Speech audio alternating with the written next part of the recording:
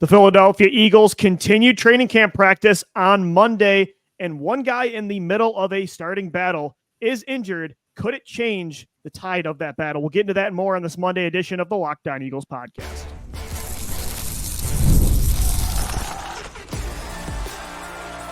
You are Locked On Eagles, your daily Philadelphia Eagles podcast, part of the Locked On Podcast Network, your team every day. Welcome in, Eagles fans, to this Monday edition of the Locked On Eagles podcast. I'm your host, Louis DiBiase, joined as always by your other host, Gino Camilleri. Today's episode is brought to you by FanDuel. Make every moment more as the playoffs wind down. The sports stop sporting like we want them to, but this summer, FanDuel is hooking up all customers with a boost or a bonus daily. That's right, there's something for everybody every day, all summer long. Just visit FanDuel.com to get started. Thanks so much for making Locked On Eagles your first listen each and every day. Eagles training camp continues to roll. We're in, is this week 2 or week 3? It's already flying by, Gino. We're into week 2 of practice. Yeah, this is week 2. Their first practice was last Wednesday. Practice this is Saturday officially again. Their 4th practice on the field. Yep. And that would be including the additional walkthrough day. That so Friday was closed to the media. So Saturday, 5 days of practice, 4 public practice days. So we've gotten some good news out of training camp from all these beat reporters. Continue to shout out to them. I mean, they're the ones boots on the ground that are helping all of us at home live vicariously and wish we were at the NovaCare complex right now, because Lou, it seems like there are some guys that are making highlight play after highlight play. It starts with the big dogs and Jalen Hurts and Devontae Smith. But as we're going to talk about today, Lou, on the offensive line, it seems like there's a new dog in town that's going to kind of potentially battle out at that right guard position due to an injury. And at cornerback, those young pups, man, they're sniffing to get after it. And it seems like they've been doing pretty good in this first week here. And for months, I was a big Tyler Steen guy, and I still am. During the draft process, I kept wondering why people were saying they were just kind of negating his presence on this roster as if he was some, 7th round undrafted player. I mean, this was a day 2 pick coming out of Alabama. And I'm like, they don't need to draft a tackle that can also play guard because they have Tyler Steen. I still think he's the favorite to start. I still think he could be a very good player at the NFL level. But this injury, where it's not going to keep him out long-term, but it's, just enough time where it opens the window for Mekhi Becton to get in at right guard and show. He's already been getting first-team reps at left guard because of Landon Dickerson's lacerated toe from last week. Now he's getting into this spot that's, again, it's not wide open. Steen is the favorite, but even when you hear Sirianni talk about him, it doesn't sound like they're completely married to him like they have been other starters. And you mentioned it today on Twitter. You quote tweeted a video of Becton doing one of those run blocking drills, and the power is unbelievable with that kind of size. I do think Becton could make up some ground in this window where Steen is not on the practice field. Like this was we said on the show last week, this is maybe the one, depending on how you feel about corner, the one obvious open battle where the starting job is may the best man win. I want to ask you a question about this battle in particular. There is a player on the roster now that was involved in a similar type of battle a couple years ago. It's on the offensive line. Do you know who I am talking about? Are we talking about Jordan Mailata? Jordan Mailata with Andre Dillard, who at the time we thought was going to be the guy that was going to win the first round job. Pick you traded up for, All signs had pointed in the direction to him being the guy. And what happens? In comes this freak in Jordan Mailata. He goes out there. He's tougher, faster, stronger, more athletic from the start.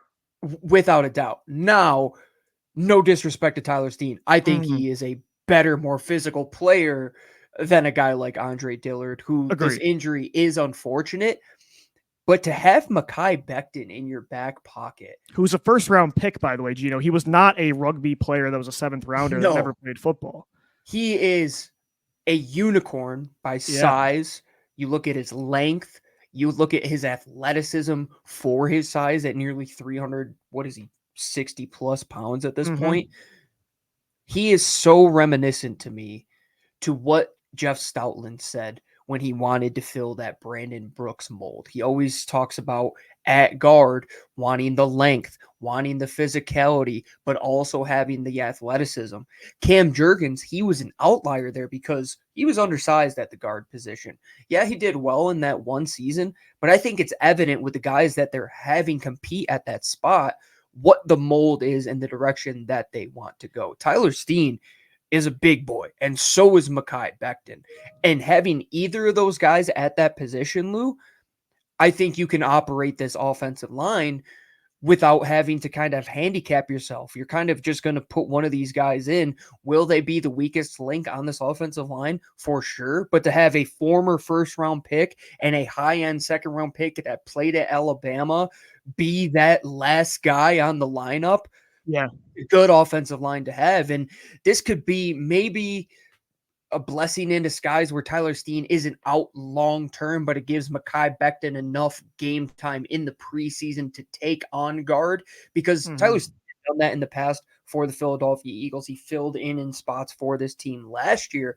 Mekhi Becton is new to that position when it comes to gameplay and getting out there and going against a different team. He's only done it against the Philadelphia Eagles. This could be one of those competitions where you're saying, hey, whoever loses out, no fault to them. The other guy just played a lot better than them. And I think both of these players have the capabilities to go in that job. And maybe they think we can use Becton's power while Lane Johnson is here at right tackle. Tyler Steen can be our swing tackle instead of Becton.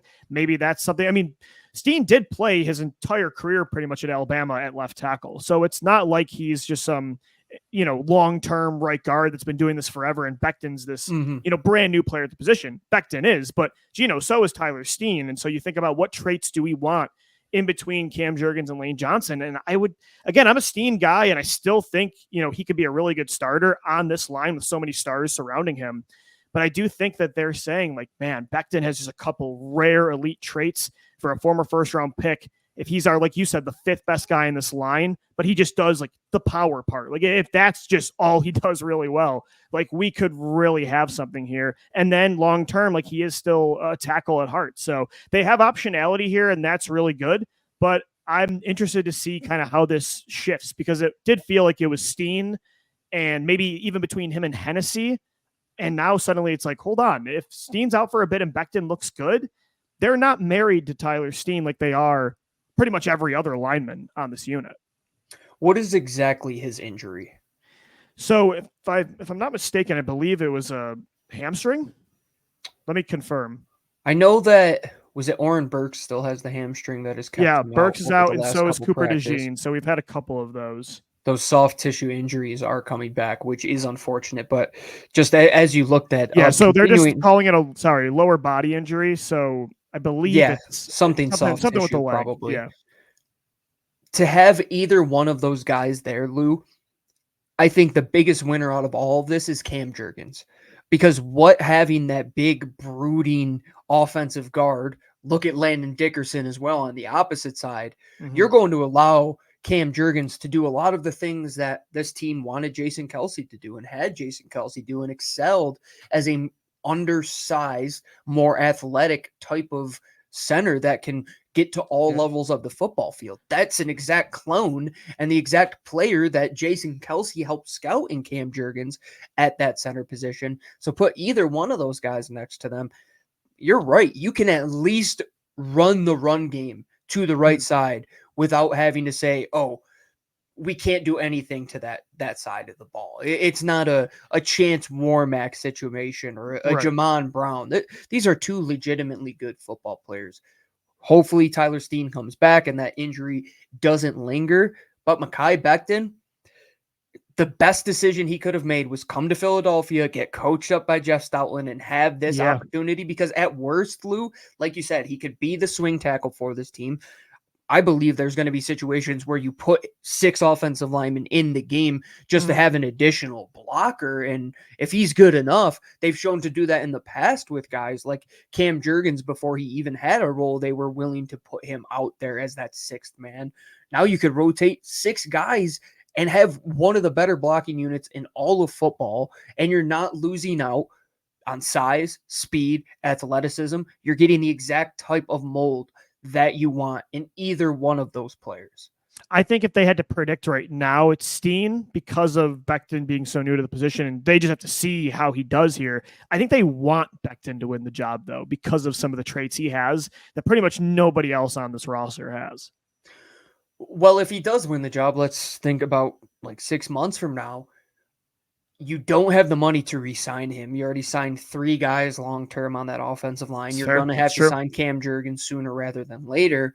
But if he does perform to that level, Lou, you're hoping that 3rd-round compensatory selection can be sitting in your back pocket, because if he proves that he could continue to be a starter level, if not better, we talk about all the time on this show. One, teams love Philadelphia Eagles offensive linemen because they know that they're coached up by Jeff Stoutland.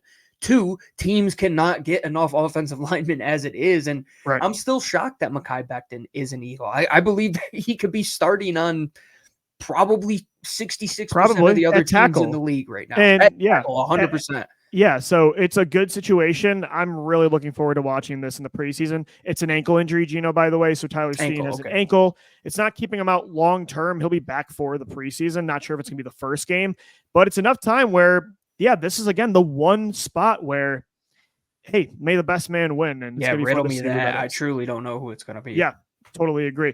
Let's get to some other battles on the defensive side of the ball coming up next as we continue to recap Eagles training camp practice on this Monday edition of the Locked On Eagles podcast. Today's episode of the Locked On Eagles podcast is brought to you by FanDuel. As you all do, I love sports. I love them so much that I never want them to stop. But as the playoffs do wind down, we get fewer games and the sports just aren't sportsing like I want them to. I've been watching handball in the Olympics just because I miss competition so much. FanDuel lets me keep the sports going whenever I want. All I got to do is open the app and dream up bets anytime I'm in the mood. And this summer, FanDuel is hooking up all customers with a boost or a bonus daily. That's right. There's something for everybody every day, all summer long. So just head over to FanDuel.com and start making the most out of your summer.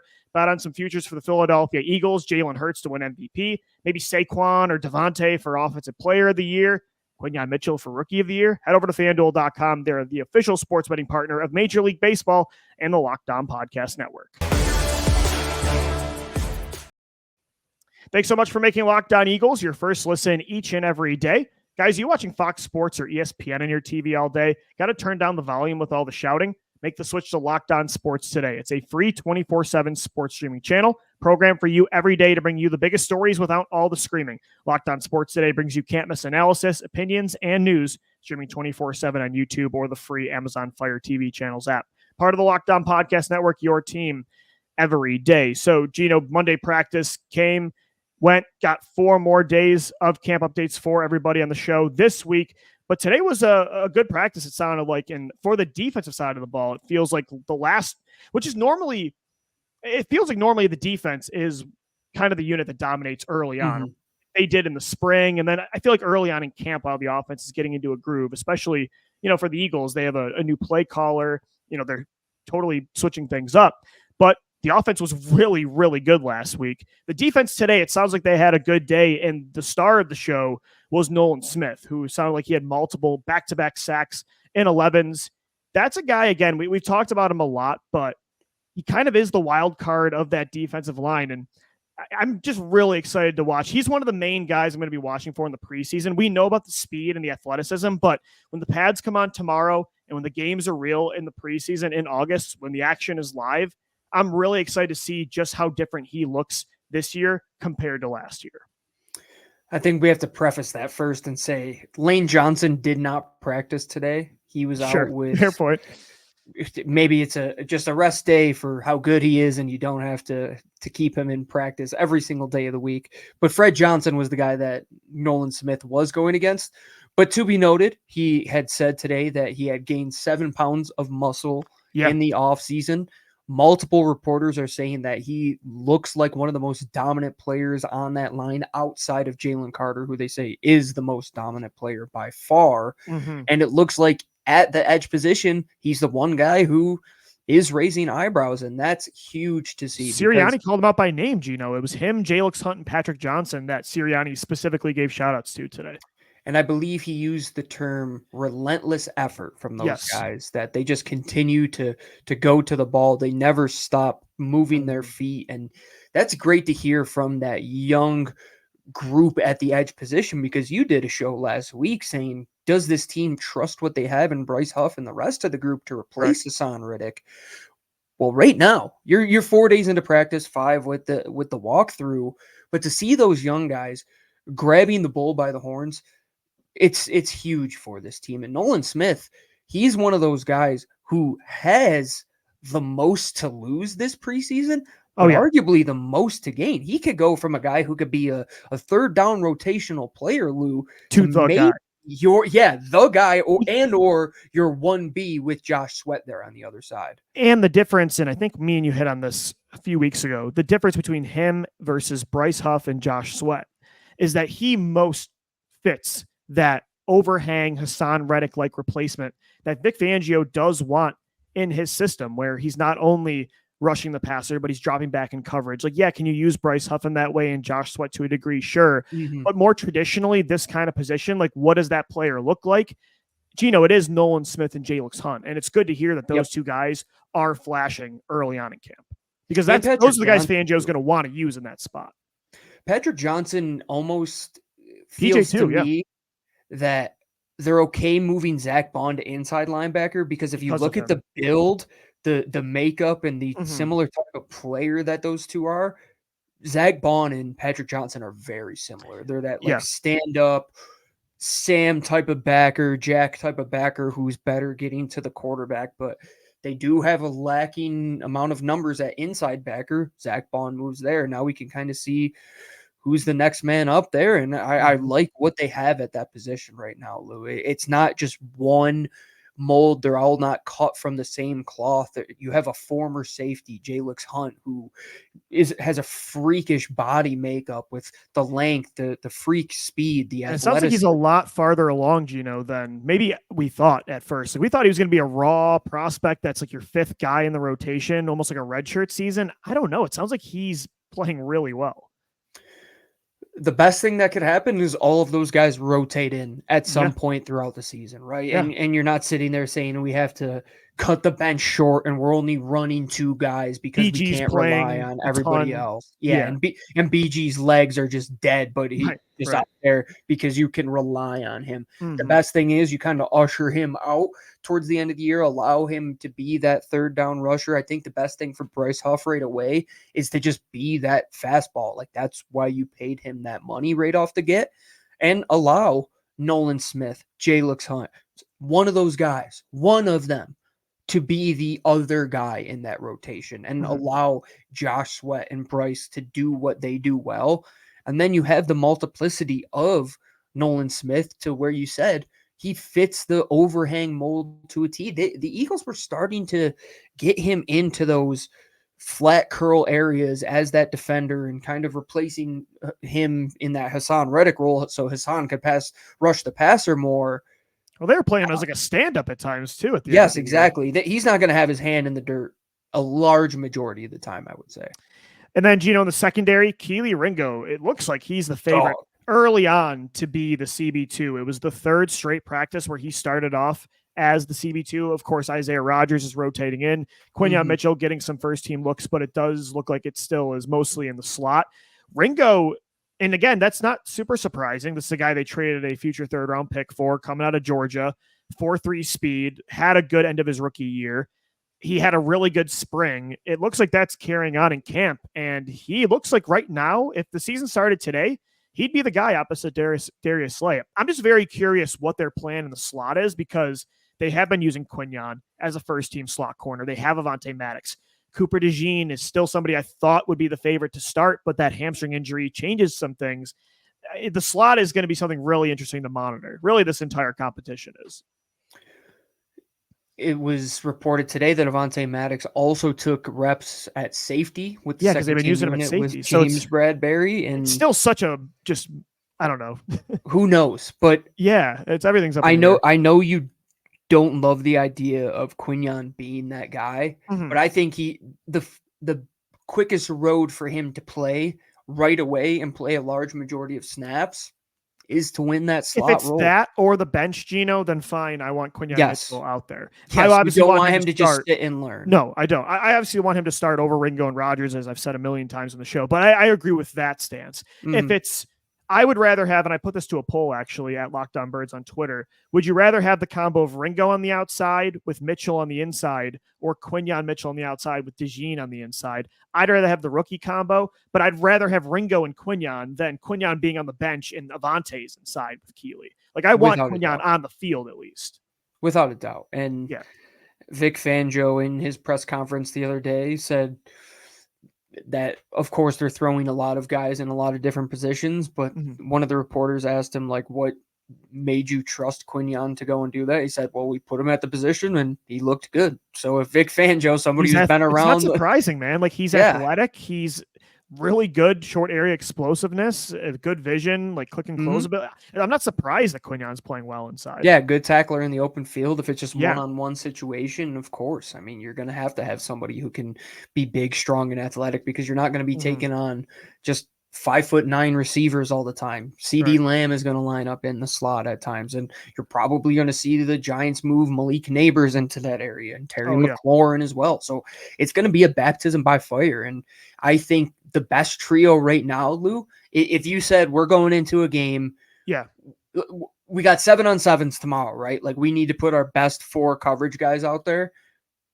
I want Darius Slay, Kelee Ringo in the slot. I want Quinyon Mitchell, and then Chauncey Gardner-Johnson is going to be that 4th guy who's going to take on the tight end. I totally agree. I want him on the outside, but if it's this or a red shirt, then give me the slot. And I think Isaiah Rodgers will probably be that next guy up, the guy who's up in like bigger nickel situations where you don't want to have a smaller player, in like Avonte Maddox, and you're going to see all of them rotate in and down. Do you think DeJean is the red shirt at this point, or I don't know? No, they're all going to play. I mean, it would be silly to not play them. That's the thing. Like you said, is it better to have Quinyon in a position that's not natural to him or the bench? 100%. And same with Cooper DeJean.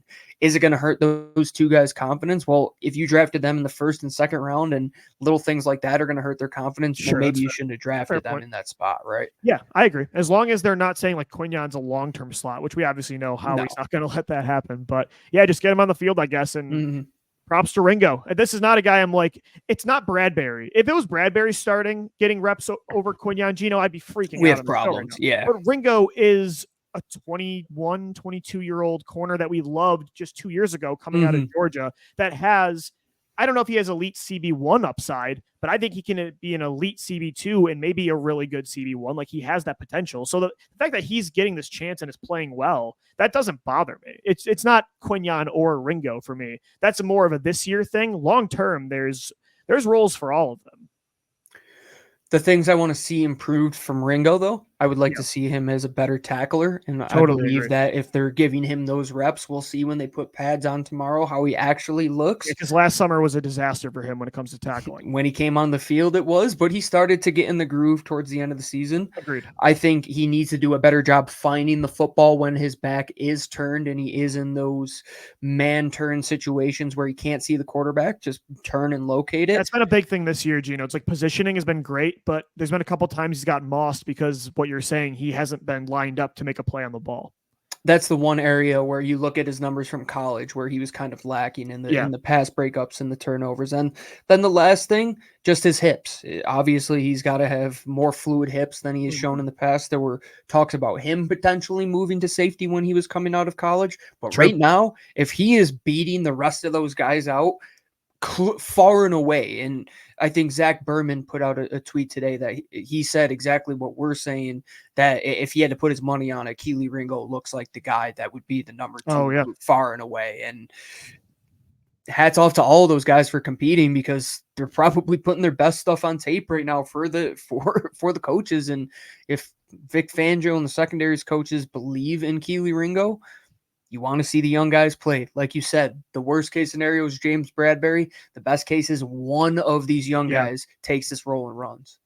I do want to get into, we're going to talk some James Bradberry coming up next, the wide receiver 3 update. A lot of camp talk as we continue this Monday edition of the Locked On Eagles podcast. As we roll along, this episode of LOE is brought to you by our friends over at Game Time. Right now, it is baseball season, and football season is right around the corner. The Eagles have an open practice on Thursday, my birthday, and that means just a couple days away from preseason games at Lincoln Financial Field, regular season games at the Link. If you want to tailgate, get with all your friends and your family and grab some tickets. Make sure you download the Game Time app today. If you want to see the view from your seat, you don't even have to click into the ticket. They're going to give you a panoramic view right from the app to see what you are getting before you buy. They have the lowest price guarantee, or Game Time will credit you 110% of the difference if there is a ticket lower out there. And Game Time has ticket coverage that will cover your purchase with the most flexible customer service policy in the ticketing industry. Take the guesswork out of buying MLB tickets with Game Time. Download the Game Time app, create an account and use code LOCKEDONNFL for $20 off your first purchase. Terms apply. Again, create an account and redeem code LOCKEDONNFL for $20 off. Download Game Time today. Last minute tickets, lowest price guaranteed. So, Gino, we were talking about the secondary battle. Looks like Kelee Ringo is leading the way as the CB2 opposite Darius Slay, Quinyon Mitchell in the slot. Isaiah Rodgers getting a lot of first-team reps. Cooper DeJean, when he comes back, is definitely going to have some sort of role. All these players are going to have a bigger role than James Bradberry. And the writing's been on the wall for a while. We've known that. The team's known that. They knew that.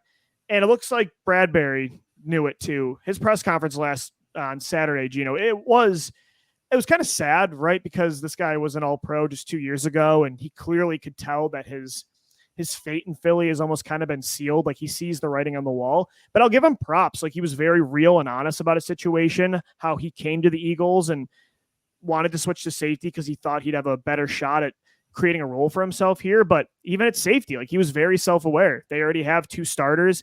He didn't even mention Sidney Brown. It's like he knows there really isn't any sort of path for playing time this year in Philly outside of injuries. I honestly felt bad for a lot of the things that I had said over the last couple weeks about James Bradberry. He handled it really well, which I'm like, I was hard. I honestly feel like I owe him an apology because that was the most professional I've seen somebody perform in that type of situation. Sometimes you just get so caught in a take, not to be too sappy, but you forget it's a person that you're talking about. And then you watch that presser and it's like, damn, you could see like not the discouragement on his face, but like he knows what the situation is. You talk about a guy who he's been picked apart by the media and the whole Deebo Samuel thing after the Super Bowl, right? And has he ever been a guy who's pointed fingers or complained or done any of that? And I think it was just like the cherry on the cake to show every football player at any level, like, take notes of what James Bradberry did in that press conference. He sat in front of the media when he didn't have to. He could have sat there and done the Marshawn Lynch, I'm just here so I don't get fined. He sat there vulnerable with raw emotion. Yeah, he said he didn't play well last year. He wasn't physical enough. Like, he was very honest about his situation.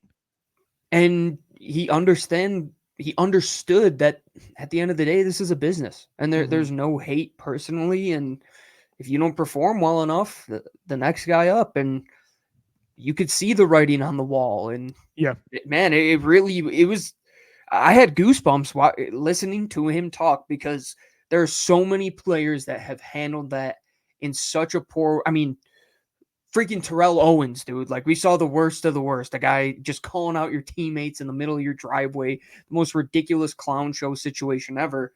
And then you look at somebody who probably is in a more precarious position, and he handled it like a pro's pro, and the writing is on the wall. And I hopefully that message will get him in a situation with another team that they'll take a shot on him, because he is good for a locker room. And what he is talking about is still helping out the young guys and not being somebody who kind of just like isolates them. Correct. We loved Carson Wentz, right? But like how he went about isolating himself in that locker room, like that's not how you do it in the NFL. What James Bradberry is doing this isn't right Nnamdi Asomugha eating by himself in the car. Yeah, exactly. No, like he's hanging out with everybody still, and he just knows that it's a business. And I think a lot of people could take a lot away from what number 24 did. Agreed. I think your show the other day saying the Vikings or maybe the Rams, like there are teams out there that the corner situations are going to get slimmer and slimmer, and somebody, I mean, give the guy a job after that, man. That was hats off to him for handling that like a true pro. All right, that's going to do it for today's edition of the Locked On Eagles podcast. Thanks so much for making us your first listen each and every day as training camp rolls around. We got you covered Monday through Friday. Until tomorrow, though, for Gino Camilleri, I'm Lou DiBiase signing off. Thanks for downloading, watching, and listening, and let's go Birds. Fly, Eagles, fly.